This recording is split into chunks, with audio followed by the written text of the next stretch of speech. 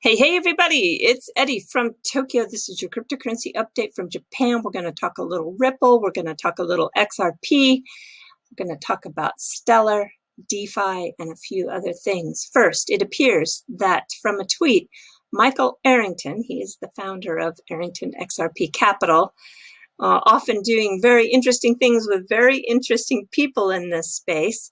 It looks like he received an SEC subpoena today. No doubt in my mind it is about the Ripple case. He tweets out that my day began with a man I just met poking me in the belly and telling me I look just like Chris Christie. Chris Christie is a politician, by the way, for those of you who are not sure who he is, because I think it's kind of getting down into local politics for the United States.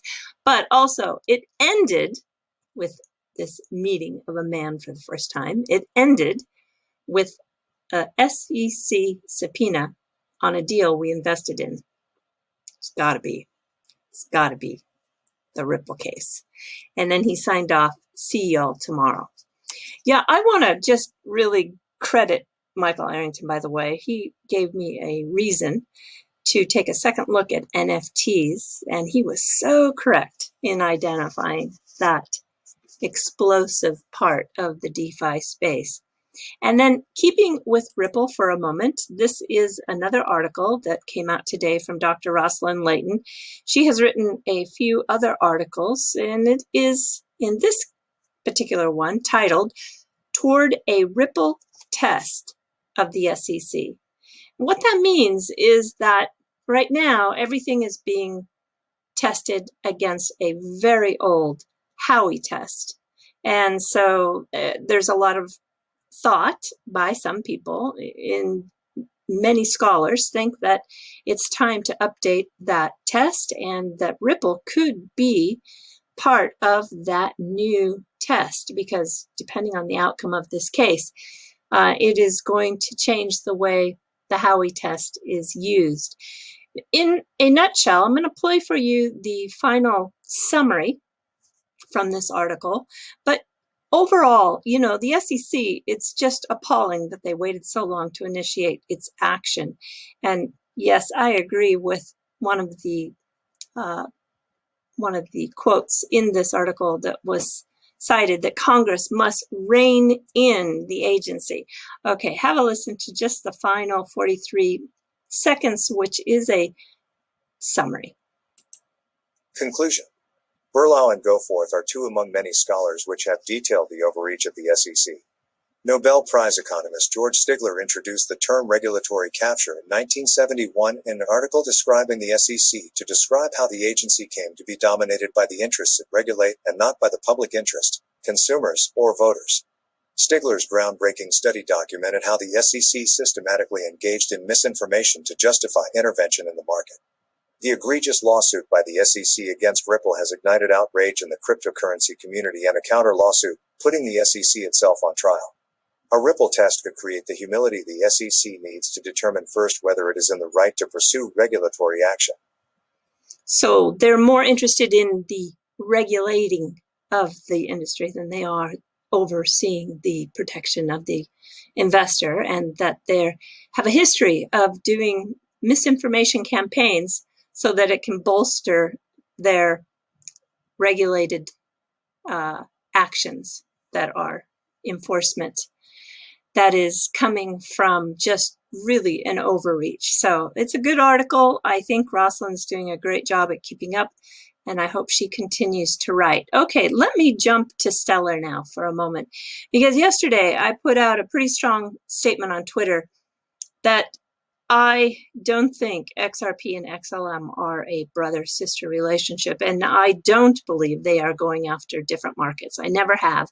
And should Advent now go through with the Bloomberg rumor to acquire MoneyGram, it is going to be really very evident that they are carving out pieces of the same pie. And this is a perfect example to show you the 2021 cross-border payment processors, the top 100.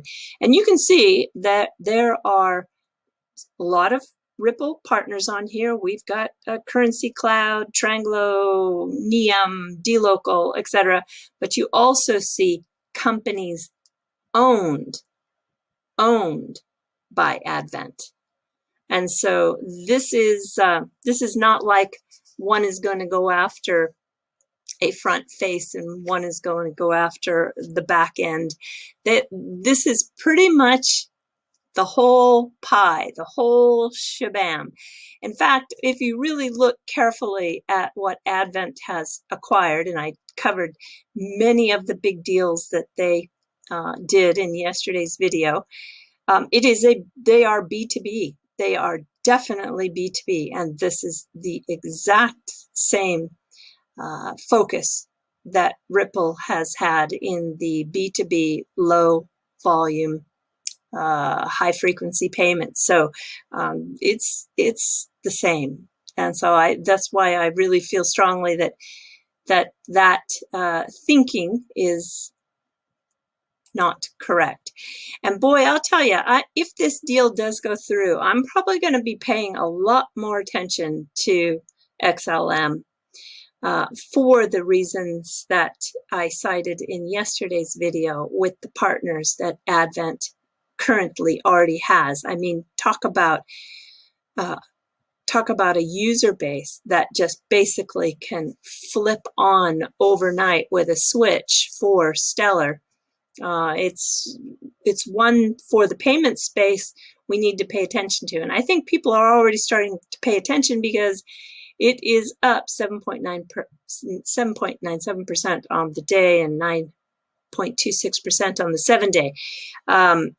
I am going to watch this very carefully. And of course, Tiffany, who from every indication on what she talks about on Twitter, she has a pretty good, friendly relationship with Jed. She did this tweet today, just a few hours ago, of a dancing stick man and no text, no nothing, just Jed's Twitter handle. So, I think the deal is going through. I would say that if you are wanting to get a heads up on that, you might pay attention to his taco stand wallet. All right, Currency Cloud. Just so everyone knows, yeah, it's a big deal. It's a Ripple partner, and they are being acquired, it looks like, by Visa. But Currency Cloud offers a basket of solutions. Same for this company called Transact 365 or T365, which is a gateway for also Visa, MasterCard, PayPal, and they too offer this basket of solutions for being a payment processor.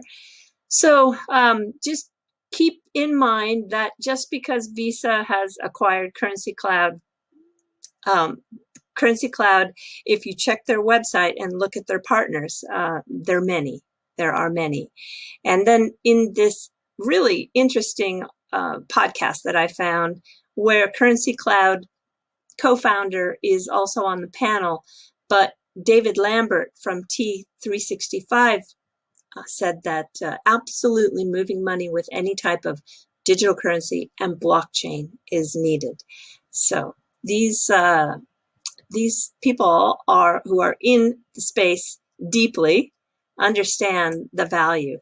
And this is a brand new, hot off the press consensus DeFi for institutions guide. It's very good. It, of course, focuses on the platforms that have been built on Ethereum, but it really does give us great insight to how important this space is.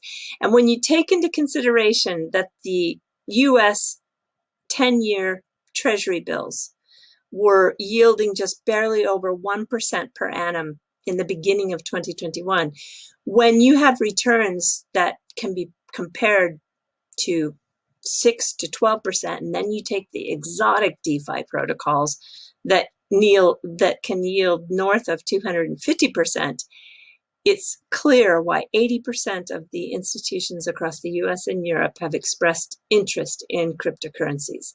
Yeah, I want to thank CyberMelis for giving me a heads up on this new consensus solutions PDF that came out. And then if we are to just take a look at some fun, in a few hours from now, I'm going to be watching the opening of the Tokyo Olympics. Yeah, in 4 hours. I'm going to first go out and get my hair done and watch the opening ceremony, and then I'll prepare for being on Jungle Inc.'s channel tomorrow morning, bright and early, like 8 o'clock in the morning for me, and it'll be his Friday evening. I'm sure we're going to talk about a lot of interesting things, including the new Canary Network Songbird for the testing of the Flare Network's solutions out there, and I'm sure lots of things. Yeah, Jungle is one of those people I really, really respect in this space, and I feel super excited to be on his channel. And here we have an NFT that has been created for the Tokyo Olympics. Yeah, I don't know, this character is a little bit on the strange side for me. I've not ever, I don't know who it was who chose this one.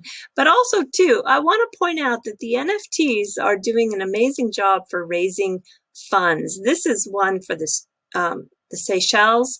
They are featuring one of their birds. This is a magpie robin.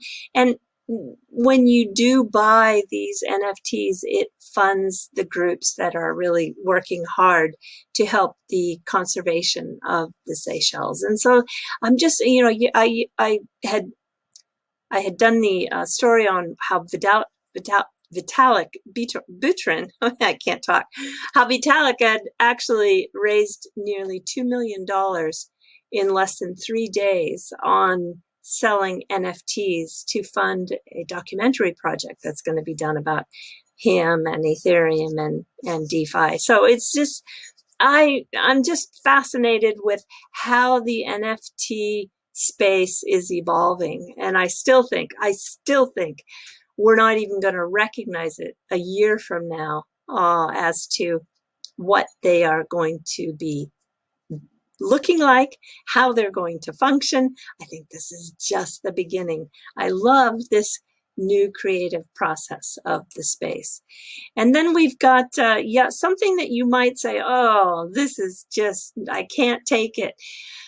But I'm going to show you that this is an artist, Tatsuya Tanaka, who is very popular in Japan. He does miniatures and very, very amazing miniatures. And of course, this is one he did for the Olympics. He has 4 different sports, and yeah, he uses the mask. And I know everyone's kind of going, oh, this is bad. But I want to just share with you some of his really cool miniatures. This is with gyoza. Gyoza is the dumpling. And you can see that there is some sort of surgical team making dumplings. It's always so funny and really twisted. Let me show you this one here. We've got 2 guys shooting pool, and they are using the peas, corn, and carrots on the plate as a part of their game balls. And you've got this cue is a chopstick. Look at that. Okay, I'm going to show you one more. This one is funny too. This is a ramen bowl, right? Classic ramen. But look carefully.